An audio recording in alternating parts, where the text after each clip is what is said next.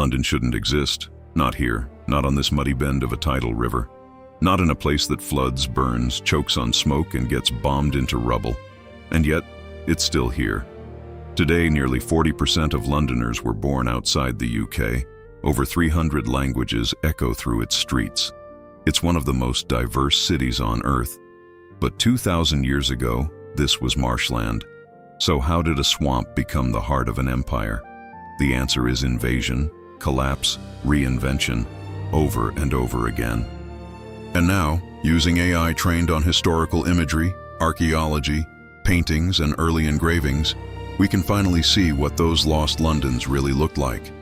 The timber houses, the Roman walls, the medieval smoke, the crowded bridges. You're about to witness 2,000 years of survival compressed into one story. In 43 AD, 4 Roman legions land in Britain. They push inland looking for a river crossing, somewhere to build a bridge and secure supply lines. They find it at the lowest crossing point of the Thames before it widens into an estuary. They build a bridge. They establish a settlement. They call it Londinium. Within a decade, it's thriving. Merchants from Gaul, soldiers from Syria, traders from North Africa. But just 17 years later, Queen Boudica leads a revolt against Roman rule and burns Londinium to the ground. Archaeologists have uncovered a layer of red ash beneath the modern city, proof of that destruction. The Romans rebuild, this time surrounding the city with massive defensive walls, parts of which still stand nearly 2,000 years later. At its height, Londinium holds around 60,000 people, complete with amphitheaters, bathhouses, and forums. It is no longer a frontier outpost. It is Rome in Britain. Then Rome collapses. By 410 AD, the empire withdraws its legions. Trade networks vanish. Currency becomes useless. Officials leave. Skilled craftsmen leave. Merchants leave. Within a generation, a city of tens of thousands dwindles to a few hundred squatters living among crumbling ruins. Roofs cave in. Weeds push through mosaic floors. The great buildings decay. But the Thames keeps flowing, and rivers have a way of attracting new beginnings. The Saxons arrive. They distrust the ruined Roman city, calling its remains the work of giants. Instead of settling within the walls, they build a new trading settlement about a mile west, called Lundenwic. Today, that's Covent Garden and the Strand. By the early 700s, goods flow in from the Baltic, France, and Germany. Around 8,000 people live there. It thrives until the Vikings begin raiding. In 842, they sack it. In 851, they return. Finally, in 886, King Alfred the Great retakes London and moves the population back inside the old Roman walls for protection. The city becomes Lundenburg, London Fortress. The abandoned Saxon settlement becomes Oldwick, a name that survives today as Aldwych. The city changes hands repeatedly between Saxon and Danish rulers.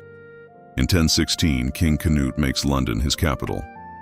In 1042, Edward the Confessor begins building Westminster Abbey just west of the city, separating the center of commerce from the seat of power, a division that still defines London's geography.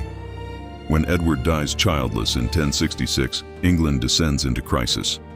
Harold Godwinson is crowned king, but William of Normandy invades. Harold is defeated at the Battle of Hastings. On Christmas Day 1066, William is crowned in Westminster Abbey. The Norman era begins. William doesn't trust London's loyalty, so he builds the Tower of London, a fortress and symbol of royal authority that dominates the skyline. Medieval London grows cramped, chaotic, and increasingly wealthy. Guilds of merchants and craftsmen gain power. By 1215, London's support is crucial in forcing King John to sign the Magna Carta. London Bridge, rebuilt in stone between 1176 and 1209, becomes a bustling hub lined with houses and shops.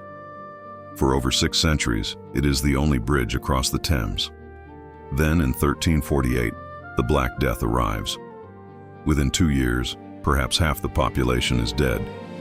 Mass graves are dug outside the walls, streets fall silent. Yet London recovers. In 1381, the peasants' revolt erupts. Rebels storm the tower and execute the Archbishop of Canterbury before being suppressed. The ruling class is shaken, but the city endures. By 1500, London's population is around 50,000. A century later, it has quadrupled. Henry VIII's break with Rome dissolves monasteries and frees vast amounts of land for development. Under Elizabeth I, London becomes a cultural powerhouse. The Globe Theatre opens in 1599. Shakespeare's plays captivate audiences. The East India Company is founded in 1600, laying foundations for a global empire. But London remains vulnerable to plague and fire. In 1665, plague kills perhaps 100,000 people. A year later, the Great Fire of 1666 destroys 85% of the city within the walls. Christopher Wren proposes a grand redesign of wide boulevards and classical squares, but most medieval street patterns remain. However, rebuilding laws require brick and stone instead of timber. Wren's new St. Paul's Cathedral rises with its iconic dome, still standing today. In the 18th century, London becomes the center of Enlightenment thought and global finance. Coffeehouses evolve into institutions like Lloyd's of London and the Stock Exchange. Britain defeats Napoleon in 1815 and emerges as the dominant global power. The Industrial Revolution transforms the city. In 1801, London has just over 1 million people. By 1901, it has over 6 million, the largest city in the world. Trafalgar Square, the Houses of Parliament, and the world's first underground railway redefine the urban landscape. Yet poverty, cholera, and inequality scar Victorian London. In 1888, Jack the Ripper terrorizes Whitechapel, cementing the city's darker legend. The 20th century brings devastation. World War I claims a generation. World War II brings the Blitz, with German bombers striking London night after night between 1940 and 1941. Entire neighborhoods are destroyed. St. Paul's Cathedral survives amid the smoke, a symbol of resilience. Post-war London struggles through austerity and the collapse of empire. The Great Smog of 1952 kills thousands in just days. Then reinvention begins again.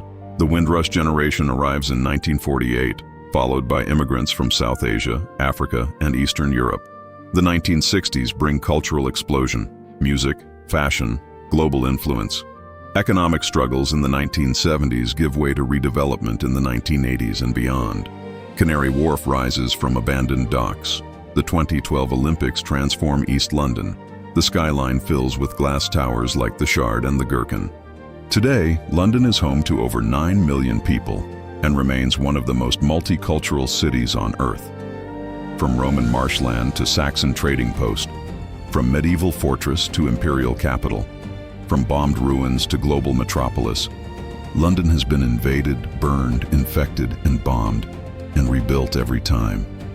That is its pattern: destruction, adaptation, growth, again and again. If you enjoyed this journey through 2,000 years of survival and reinvention, make sure you subscribe. We're reconstructing the greatest cities in history using deep research and AI, and the next one might surprise you. Leave a comment with the city you want to see brought back to life next, and share this video with someone who loves history as much as you do. London proves one thing above all: history isn't dead, it's just waiting to be rebuilt. I'll see you in the past.